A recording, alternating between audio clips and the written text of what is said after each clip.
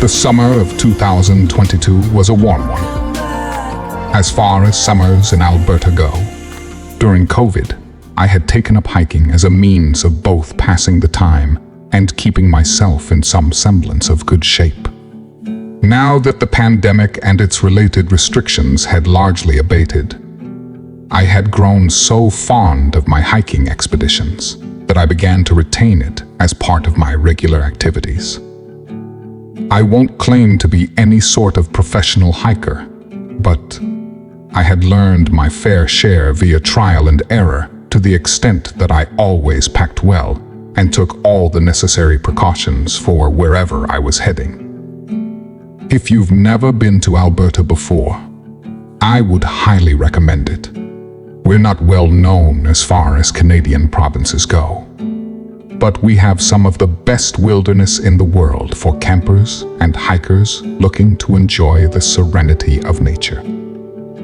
The northern reaches of the Rocky Mountains form our western border and provide an abundance of trails, campsites, and provincial parks that can be enjoyed for free, sparing the expense of getting there.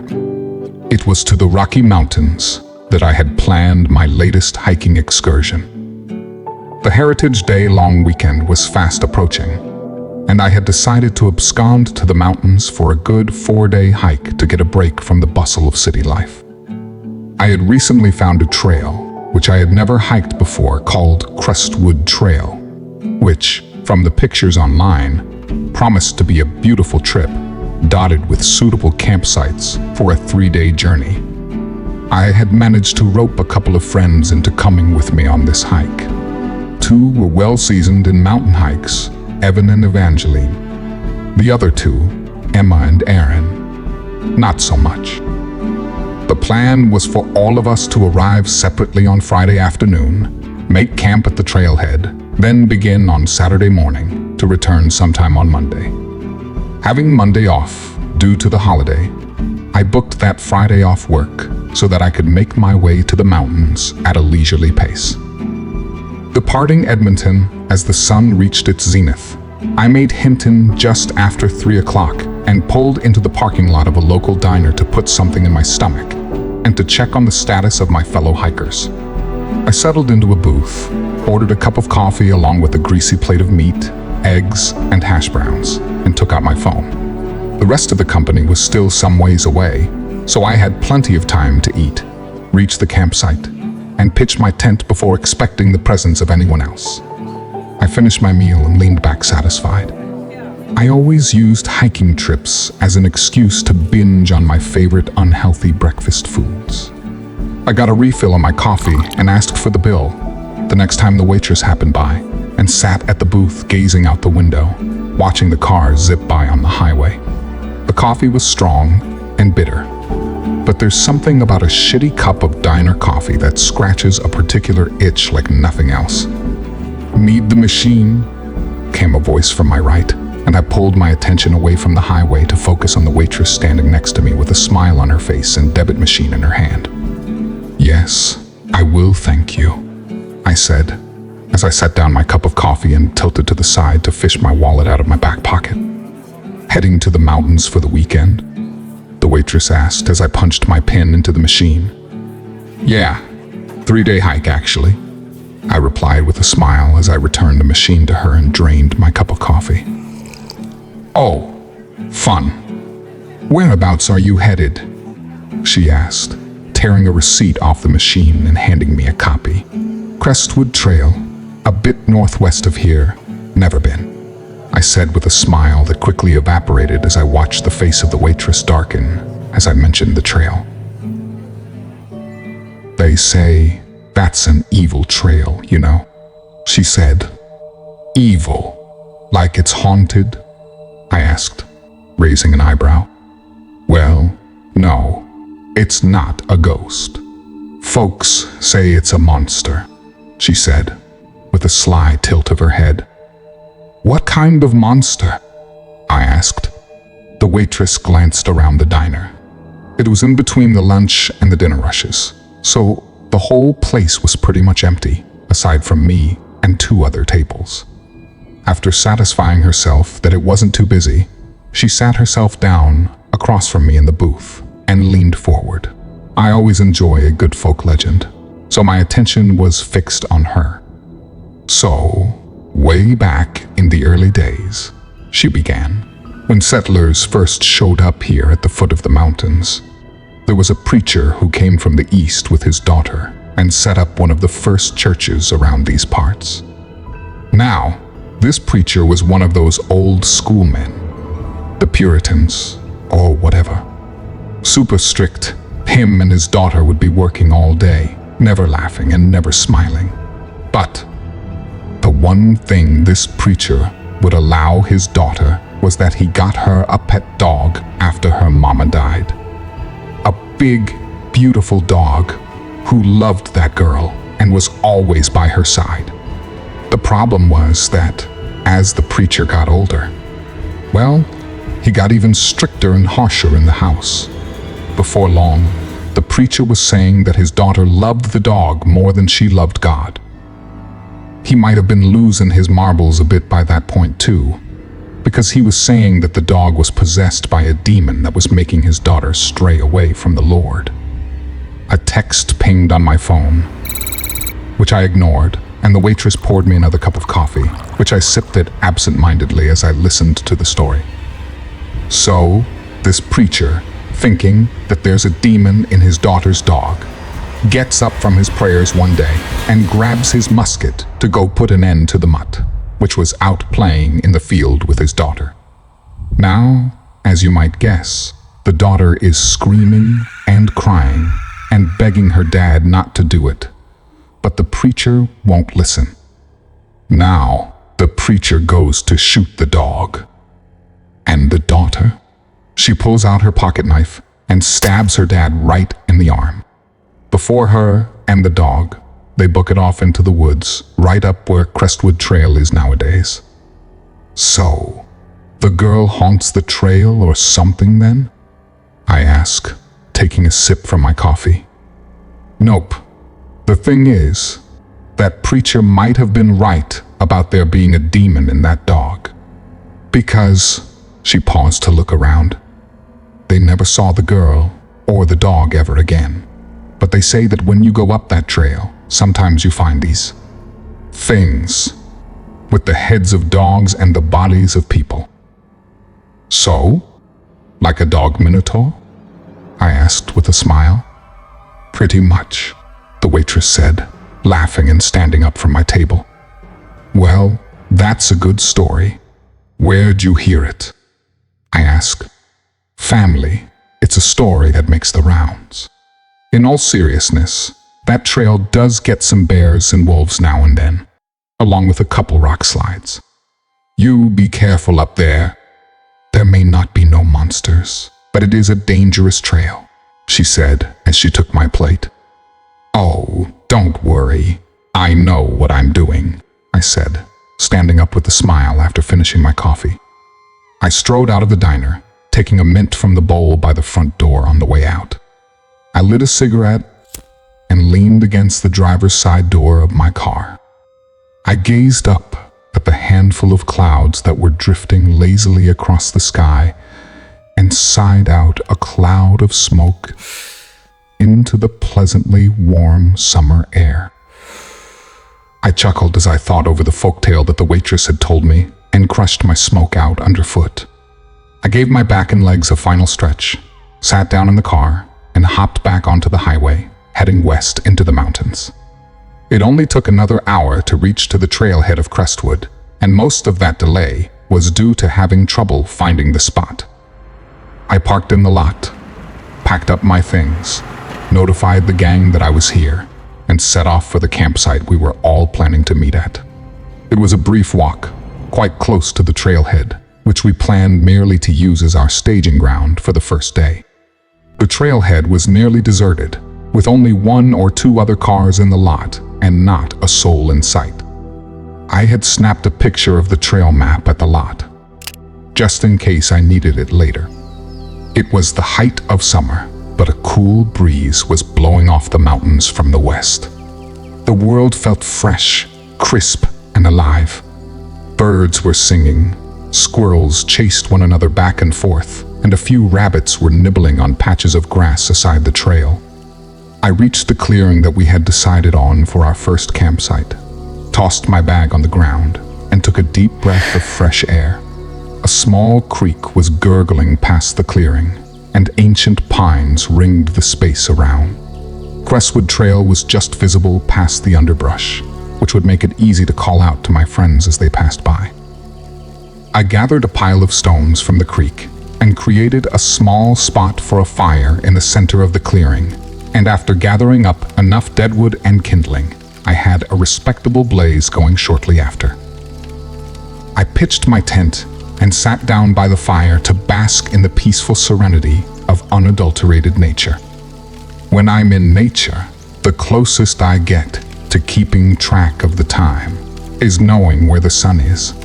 So I can't tell you how long it took for Evan and Evangeline to show up, but it couldn't have been that long. I said hello and asked all the standard questions like how they were and how their trip was, and then helped them set their tents up. We were halfway through the setup when Emma and Aaron came plodding up the trail, causing the whole process of questions and setup to begin anew. Barring a few hiccups by the two inexperienced hikers, we quickly had our campsite set up and a small dinner cooking over the fire. Stomachs full, we settled down and passed a few drinks around the circle.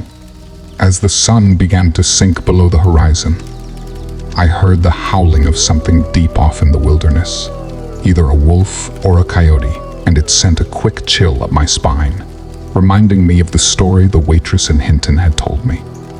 I piped up and told the group I had a story and related the tale that I had heard that afternoon to the general approval of my friends.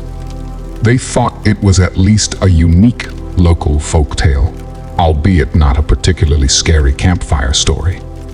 This devolved into us telling scary stories around the fire for another hour or so, though it was nothing beyond your very stereotypical ghost stories or serial killers with hook hand stories. With a slight buzz and a full stomach, we all retired to bed after spending a good half hour gazing at the beauty of the mountain stars, which were shining in full, unobstructed beauty, unimpeded by the light pollution of a city.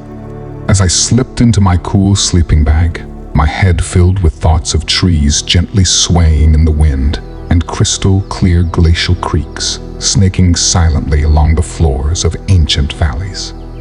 We woke early to the gentle tittering of the mountain birds, and I stepped out from the tent, shivering as I yawned. Sunbeams were shattering themselves against the dewdrops that coated both the trees and the grass, causing the whole clearing to glitter like crystal. A few ribbons of fog were hung about the creek, distant and dismal cousins to the rolling banks of fog that embraced the upper reaches of the mountain peaks about us. I relieved myself and dug through the ashes of last night's fire, where I found a few red coals desperately clinging to life and heat in their ashen tomb. With some kindling and a series of deep breaths, the crackling of a fire soon joined the chorus of sounds on the morning mountain. I sat for a while as I let the warmth flood over me. Summer though it is, a night in the mountains is almost always cold, regardless of time of year. A lesson I learned the hard way when I almost froze on a mountain one summer night. I boiled a pot of coffee on the fire and began to fry up breakfast, the smell of which served well in waking up my still sleeping friends. We gathered around the fire, eating and drinking in silence, until everyone's mood seemed to perk up once they had some coffee in them. We broke camp and kicked out our fire, chatting all the while about what had been going on in our lives. At 8 o'clock that morning, we returned to the path and began our hike up Crestwood Trail. The hike that day was largely uneventful. Don't get me wrong, it was an absolutely beautiful trail. Snaking through the hearts of a number of valleys, we were passing by groves of trees, fields of flowers, and pure blue ponds and rivers. We sat on the side of a shale outcropping for a quick lunch and a break from the walking, and camped that night on the banks of a glacial pond. It was another great night of stars and good company, and we all went to bed early to rest our aching legs. Emma and Aaron, not being avid hikers, had slowed us down somewhat, but we were still on track to reach the trail end by tomorrow and be back to the trailhead on Monday. I had my morning coffee while laying on the bank of an ice-cold pond and watching dawn break over the peaks of a mountain range. It was absolutely beautiful. Like the day before, we broke camp quickly and were off again on the trail. This day promised to be harder than the ones before, as it was largely uphill, with terrain far rockier and more treacherous. The end of the trail was supposedly one of the most captivating glacial waterfalls in the world, however, so I found sore feet a small price to pay. The 5 of us were crossing a portion of the trail that was buried under a shale slide when I heard a yelp from behind me and the sound of rocks being tumbled down the side of the hill. I spun around to see that Aaron had slipped on some of the loose stones and tumbled a few feet off the trail. "You all right?" Evan called as he picked his way down to her to help her back to her feet. "Yeah, I think so." Erin winced as she was lifted back to her feet. She let out a little yelp and had to lean on Evan for a moment, who lowered her back down. We had gathered around, and Erin had pulled her boot off to reveal that her ankle looked in somewhat of a bad state. "Could be sprained," Evangeline said worriedly. "It's hurting when I put pressure on it," Erin said. "I don't think you should keep walking on that," I added. "Well, not much of a choice at this point," Emma said, gesturing to the broad wilderness all around us. "I can head back and you guys can keep going without me. I don't want to spoil the weekend," Erin said with a smile. "Not alone, you won't," Evan said. We sat there on the shale and debated for a bit. We found a walking stick for Erin and managed to bind her ankle up so it stayed in place better. It was decided that Evan would take her as far back as they could go that day and camp somewhere, meeting up with us as we made our way back the next day. We sat on the shale slide, taking a break and passing some whiskey around, which seemed to put everyone, including Erin, in a better mood. We bid goodbye to one another as Emma, Evangeline, and I carried on up the trail while Erin and Evan hobbled slowly away in the distance. After about half an hour of walking, they were out of sight. With just the 3 of us, and now feeling like we were in something of a hurry, we reached the end of the trail not long after the sun had peaked in the sky. It was as beautiful as promised. A stream of ice-white water cascaded down the stones above us to spill out into the riverhead that bounded down the mountain into the valleys below.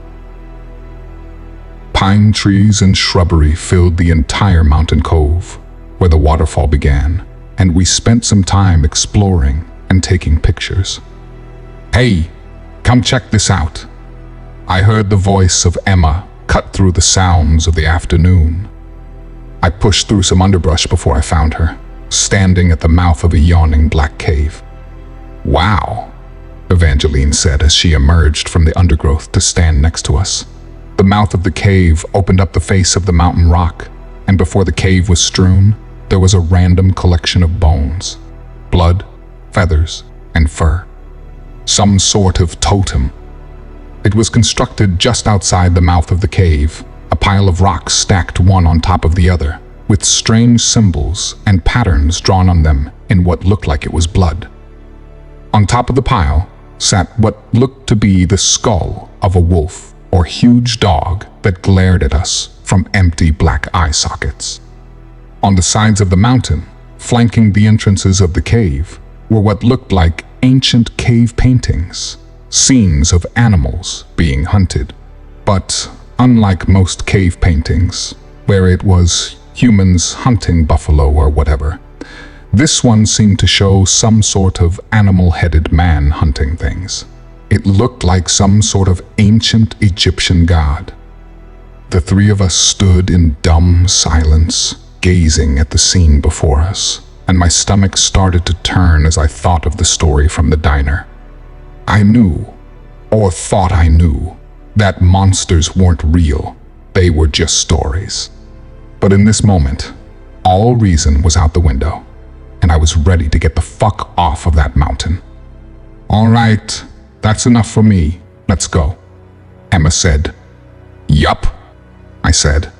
"Okay," Evangeline said, and the three of us turned and nearly ran back down the trail away from the waterfall.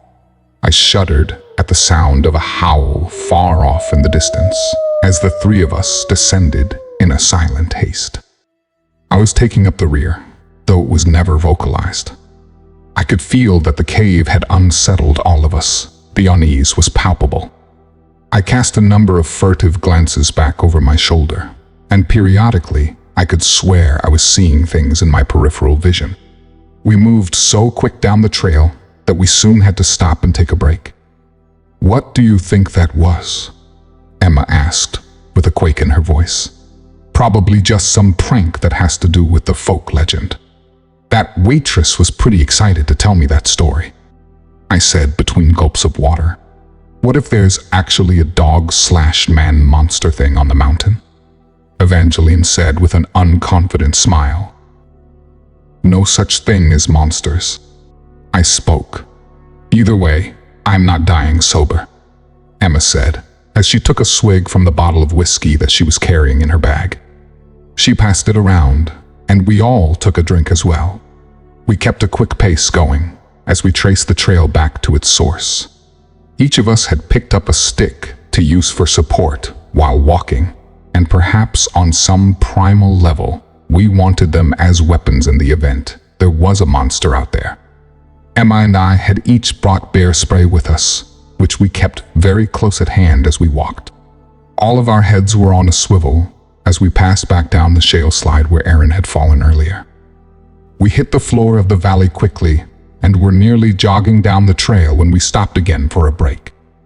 With Aaron's ankle, her and Evan can't have made it much further. "I bet we overtake them soon," Evangeline said. "Do we stop and camp, or do we make them keep moving?" Emma asked. "I say we find them first, then we can decide," I said. Emma shrugged, and Evangeline stayed silent, so I took that for a tacit agreement with my idea. We began moving again, trudging down the trail as fast as we could with our packs and hiking boots on. The serene wilderness that had before been so peaceful now seemed to be a happy facade that concealed something terrible just under the surface.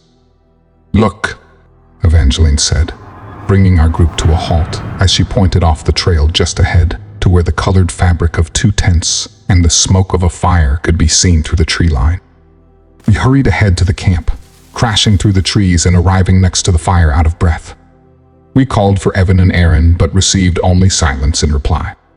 I opened the flaps of both tents and found the packs of the 2 there, but no sign of the pack carriers themselves.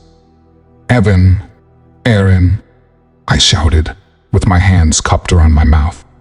"Shut up," Emma hissed. "What if it hears us? There's no monsters.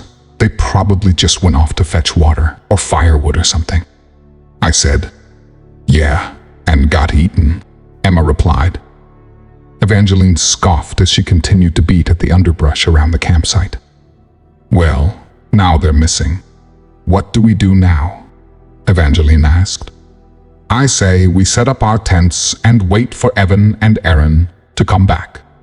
They probably didn't expect us for a few hours more and just wandered off." "And if they don't come back?" Emma asked, sitting down and fishing her whiskey out of her pack.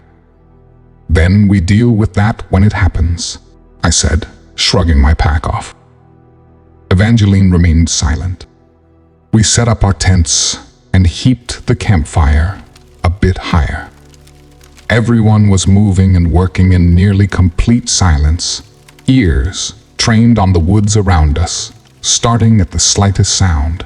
As much as I was trying to ram the idea into my head that there was a perfectly rational explanation for what was going on, I couldn't help but be startled a few times at the sound of some of the sticks cracking and breaking in the fire. We sat silently as an hour passed, and then a second one. Our shadows were beginning to lengthen, and the only thing on everyone's mind was that Evan and Aaron should by all means have been back by now. It was almost as if we were all too paralyzed to broach the subject. That if none of us mentioned it, that if we didn't speak the words, it wouldn't be real. "They're not coming back," Emma said, slurring her words slightly at this point. Evangeline turned away and rubbed her face with her hands. I stared straight into the fire. "We'll find some park rangers. When we get back and report them missing, they'll find them," I said. "Find their bones more likely." Emma scoffed. "Let's eat something and get some sleep. We can start back right at sunrise," I said, as I began to assemble a few things to cook over the fire. "I'm not hungry," Evangeline said, as she quietly walked away from the fire back into her tent. Emma followed her with her eyes and then shrugged towards me. I cooked for Emma and I in silence, and we ate quickly as the sun began to set. We finished and packed our things up before I knocked on the front of Evangeline's tent. "Yeah, what?" came her voice from inside. "Emma's going to bed. I'm going to stay up and keep watch," I said. "Okay," Evangeline said quietly. "Good night." Emma retreated to her tent, and I took up my walking stick and my bear spray and planted myself next to the fire, which I heaped with a few extra branches. My legs and back were sore, and I was exhausted, so I boiled some coffee for myself and shakily smoked a cigarette. The nicotine calmed me down, and the coffee perked me up. The valley was silent except for the hooting of some owls and the skittering of some nocturnal animals along the forest floor. I paced around the campsite for a while to keep the blood flowing through my legs and managed to smoke my way through about half the pack of cigarettes I had with me. Something howled far off in the distance, which sent a primordial shiver of fear through my body. What was normally the serene beauty of the countryside blanket of stars now seemed to mock me, displaying its beauty with cosmic indifference to what was happening below. I turned at the sound of a tent being unzipped. Evangeline was emerging from her tent, wrapped in a jacket, and looked at me. I nodded to her. "Want me to take over?" she asked quietly. "Sure. Give me one of those cigarettes first," she said with a weak smile. I handed her one and held up my lighter for her. She breathed the acrid iron smoke out into the still night air and walked over to the fire. "Good night," I said. "There's coffee there that's still warm if you want some." "Thanks. Good night." She smiled. I crawled into my tent and tucked myself into my sleeping bag without zipping it closed, preparing in case I had to suddenly leap to my feet. Sleep overcame me quickly, but it was a brief and fitful sleep choked with nightmares. Visions of running through the forest, pursued by some unnatural antediluvian beast that snarled and snapped at my heels. I was dreaming that the beast had caught me and was sinking its teeth into my ankles.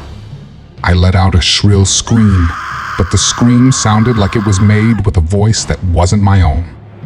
I bolted awake. The scream wasn't a dream. I ripped out from my sleeping bag and smashed through the flap of my tent, walking stick in one hand and bare mace in the other. The scream was coming from Evangeline, who was sprawled on the ground next to the fire, with some sort of hulking human form crouched over top of her.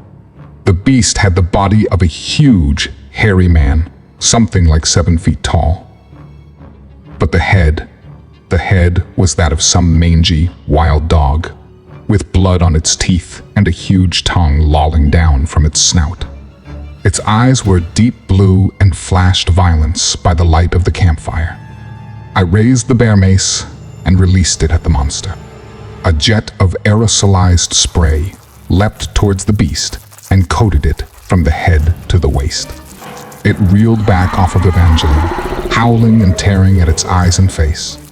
It backed and bounded off into the tree line, crashing into the trunk of a huge pine as it went, howling and screeching all the way. "What the fuck was that?"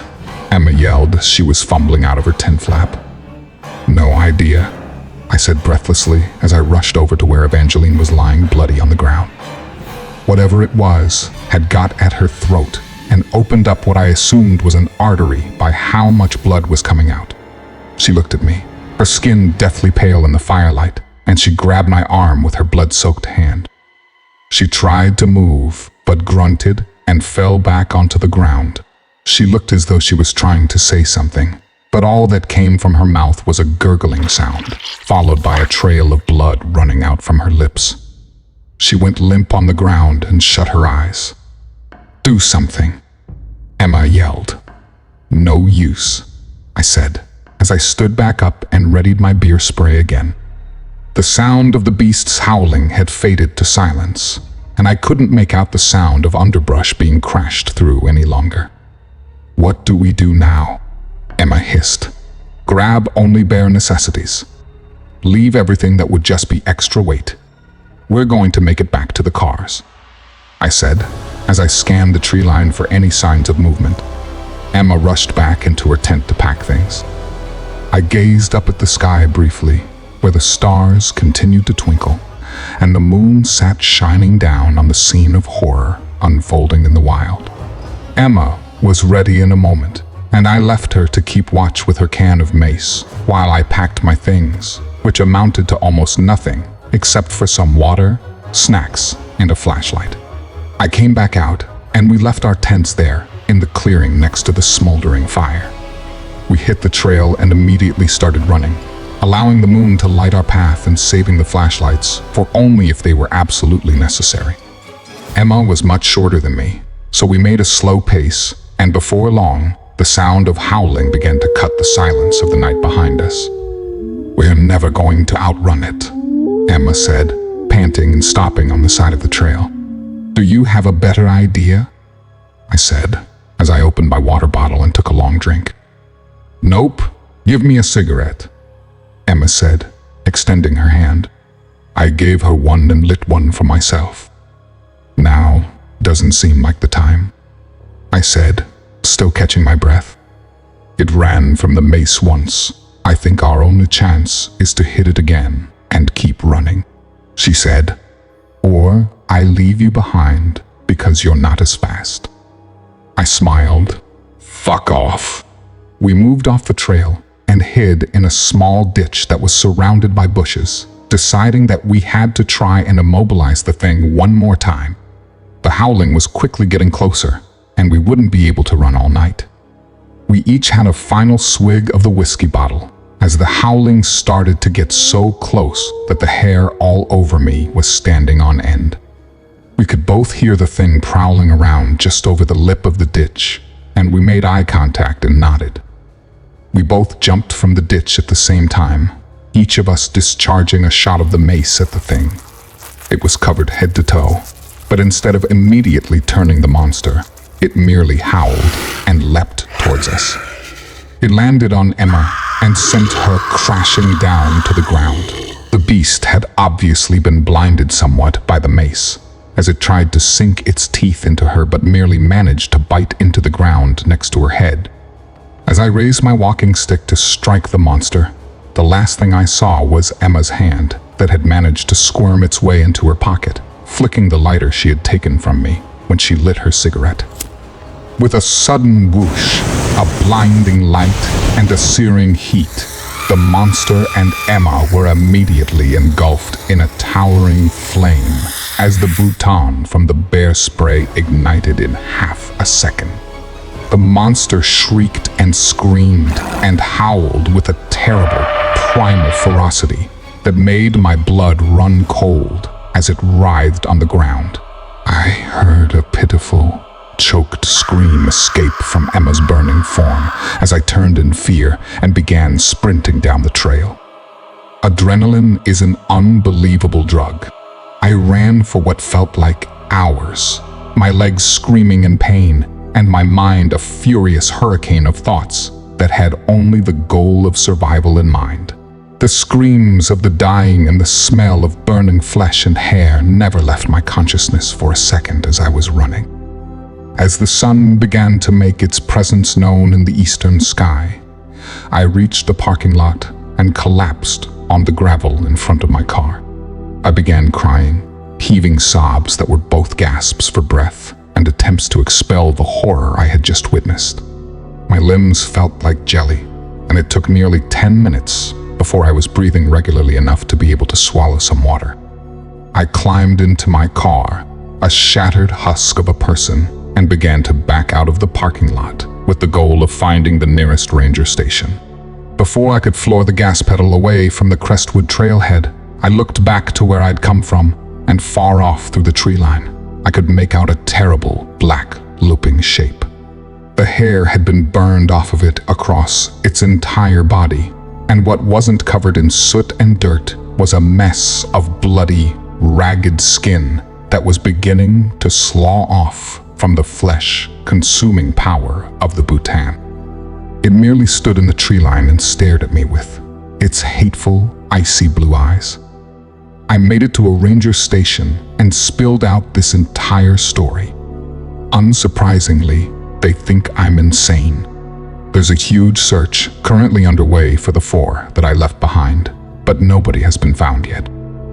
Safe to say, I've now become suspect number 1 in the disappearance of everyone, so I've been asked to put my story into writing for the use of the police and whatnot. They might all think I'm insane, and who knows, maybe I am. Maybe my mind got shattered on that mountain and I killed all my friends.